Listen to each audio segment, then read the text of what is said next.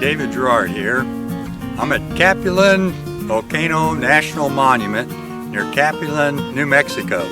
It's an extinct volcano, 60,000 years old, and only one of 3 volcanoes in the United States that has a road that goes up to the top.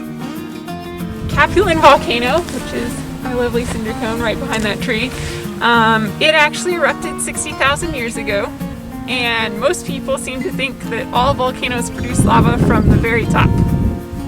That is incorrect. So the first kind of eruption was actually just a lava flow flowing over the landscape. That was our first lava flow. And the vent that erupted from was actually buried in the course of the eruption that produced the cinder cone.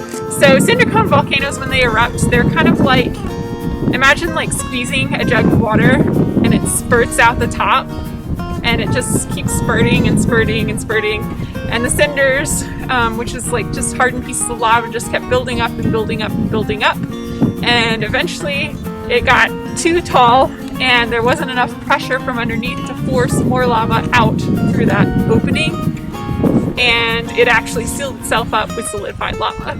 A lot of times when you're looking at the different lava rocks, they're classified according to, so if you're looking at the very fine particles like the clouds, that's all ash, and it's like, you know, very, very tiny little particles. As you drive up the road, most of the way there's a retaining wall just holding the cinders back, but you'll get to sections where you can actually see the different layers, and you'll see layers of cinders and ash, and then larger volcanic rocks that we call bombs. And then volcanic bombs are like larger than this. I brought along a small bomb because I don't want to carry a huge rock.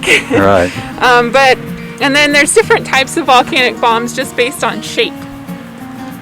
So this volcanic bomb is what's known as a spindle bomb. If you look at it, it kind of looks a little bit like a football. It's volcanic bombs are formed when you have like partially solidified lava kind of hurtling through the air, and this one was spinning. It kind of took on the shape of that spinning, which is the football shape, the spindle. And this is what's known as a ribbon bomb. They take on the shape of that crack in a ribbon, and then they fall to the ground, and they tend to break into little chunks like this. Wow. And then my favorite is probably the cow patty bomb, which looks exactly like a cow patty. So Sierra Grande is our very interesting volcano in the volcanic field, besides Capulin, which is of course very interesting. Sierra Grande, though, is a volcano that geologists love to argue over, because looking at the shape of it, it kind of looks like it could be a shield volcano. Shield volcanoes have gently sloping sides. If you've been to the Hawaiian Islands, those are all shield volcanoes. But if you're looking at the material that erupted, it's all andesite, which really isn't a good material that erupts from shield volcanoes. And also, if you were to actually like hike on Sierra Grande and stuff, it's actually too steep to be the gentle sloping of a shield volcano. So while some geologists will say that it's a shield volcano because it looks like one when looking at it from a distance, other geologists will say it's a stratovolcano because it erupted and created andesite.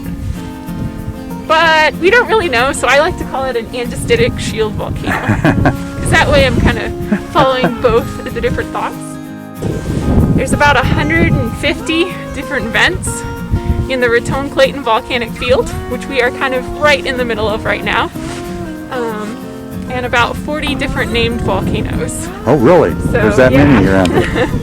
Yeah, it's a pretty large volcanic field. It stretches about 8,000 square miles between the towns of Raton and Clayton, New Mexico. So how long have you been working here? I have been working here about a year and a few months. Oh, okay. Yeah, it's a pretty cool place.